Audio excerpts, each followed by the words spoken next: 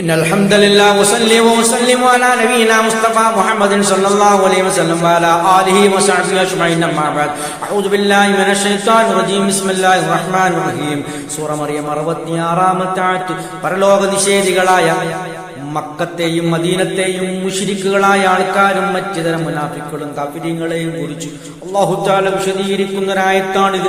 വയഖൂലുൽ ഇൻസാൻ, മനുഷ്യൻ പറയുകയാണ് എന്ന് പറഞ്ഞാൽ അല്ലാഹുവിൽ പങ്കുചേർക്കുന്ന, അല്ലാഹുവിനെ നിഷേധിക്കുന്ന, പരലോകത്തെ നിഷേധിക്കുന്ന മനുഷ്യൻ പറയുകയാണ്, അഇദാ മാ മിത്തു, ഞങ്ങൾ മരണപ്പെട്ട് കഴിഞ്ഞിട്ടോ, ലസൗഫ ഉഖ്റജു ഹയ്യ, ഞങ്ങൾ ജീവനോടെ പിന്നീട് പുറപ്പെടുവിക്കുമെന്നാണോ? അല്ലെങ്കിൽ അതിന്റെ അർത്ഥം നമ്മൾ വീണ്ടും ജീവനോടുകൂടി ഉയർത്തെഴുന്നേൽപ്പിക്കപ്പെടും എന്നാണ് മുഹമ്മദ് നബി താങ്കൾ പറയുന്നത് എന്നാണ് അവരുടെ വാദം. ഞങ്ങൾ മരണപ്പെട്ട് കഴിഞ്ഞതിന് ശേഷം ഒരു ജീവിതമുണ്ടോ? ഞങ്ങൾ ജീവനോടെ ഉയർത്തെഴുന്നേൽപ്പിക്കപ്പെടുമോ? നമ്മൾ ഖബറിൽ നിന്നും പുറത്തേക്ക് ഞങ്ങളെ കൊണ്ടുവരപ്പെടുമോ? എന്താണ് ഈ പറയുന്നത്? അതൊരിക്കലും സംഭവിക്കാത്ത കാര്യമാണ്, അത് നടക്കാത്ത കാര്യമാണ്. അതാണ് തങ്ങൾ പറയുന്നത് എന്നാണ് മുഹമ്മദ് നബിയോട് വാദപ്രതിവാദം നടത്തുന്നത്. അവരുടെ വിശ്വാസം നോക്കൂ നിങ്ങൾ. പരലോകത്തിൽ ഒട്ടും തന്നെ വിശ്വാസമില്ല.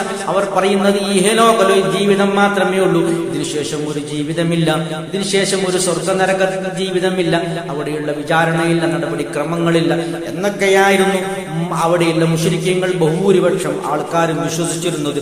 ആ ഒരു വാദമാണ് അല്ലാഹു തആല പറയുന്നത്. നോക്കൂ, ഐദാമാമിത്തു, ഞങ്ങൾ മരണപ്പെട്ടു കഴിഞ്ഞിട്ടോ, ലസൗഫ ഉഖ്റജു ഹയ്യ, ജീവനോടെ ഞങ്ങൾ പുറത്തു കൊണ്ടുവരപ്പെടും എന്നാണോ പറയുന്നത്?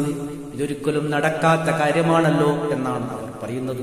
അത്രയും അള്ളാഹുവിനെ പറ്റിയോ പരലോകത്തെ കുറിച്ചോ അല്ലെങ്കിൽ മുഹമ്മദ് മുസ്തഫ സല്ലല്ലാഹു അലൈഹി വസല്ലം മുന്നോട്ട് വെക്കുന്ന ഖുർആനിക ആശയങ്ങളെ കുറിച്ചോ ഒന്നും പഠിക്കാതെ, അതിനെപ്പറ്റി ചിന്തിക്കാതെ വെറുതെ നേർക്ക് നേരെ അവർ ധൃതി പിടിച്ചുകൊണ്ട് പരലോകത്തെ നിഷേധിക്കുകയും അതാണ് അവരുടെ പരാജയത്തിന് കാരണം, അവരുടെ അവിശ്വാസത്തിന് കാരണം.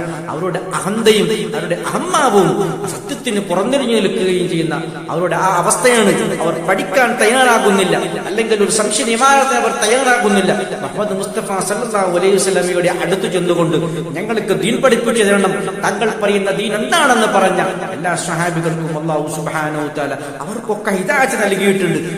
പക്ഷേ ദുർവാശി കൊണ്ടും അക്രമമുഷ്ടി കൊണ്ടും അള്ളാഹുവിന്റെ സത്യത്തിന് പുറംതിരിഞ്ഞു നിൽക്കുന്ന ഈ കാഫിര്യങ്ങളെ അല്ലാഹു തആല വഴിപിഴവിലാക്കുന്നുണ്ട്. ഇത്രയുമാണ് ആയത്തുമായി ബന്ധപ്പെട്ട് നമുക്ക് പറയാനുള്ളത്. ആഖിറു ദഅവാനാ അൽഹംദുലില്ലാഹി റബ്ബിൽ ആലമീൻ.